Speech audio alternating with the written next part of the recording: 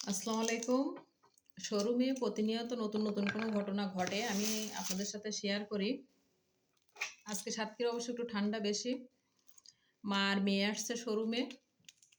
কিন্তু ২ জনে আমি মনে হলো যে বন্ধুর মতো। বুঝিনি আমি মা আর মেয়ে। তা জামা নিচ্ছে। তো ৩ বার ৪ বার ওকে জিজ্ঞাসা করছে কোনটা নিবো? তো ও শুধু মাথা নাড়াচ্ছে, কথা বলে না।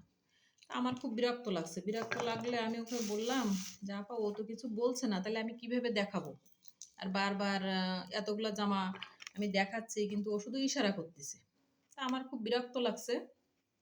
বিরক্ত লাগলে আমি বলতে যাচ্ছি কি যে, "তুমি কি কথা বলতে পারো না? তুমি বলছো না কেন যে হলো এই জামাটা আমার পছন্দ হয়েছে, এই জামাটা আমি নিবো, এটা বললেই তো হয়।" ও বলতেছে না, ও শুধু মাথা নাড়াচ্ছে। তো যখনই আমি এটা বলতে যাব তখন ওর মা বলে উঠছে যে, "ও বোবা, ও কথা বলতে পারে না। ও জন্ম থেকে বোবা।" দেখেন কি কষ্ট!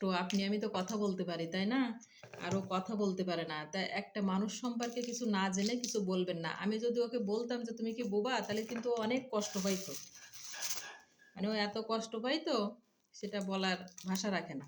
তো ও যখন আমি ওর মা যখন বলছে, তখন আমার খুব কান্না আসছে। কারণ ও জন্ম থেকে কথা বলতে পারে না।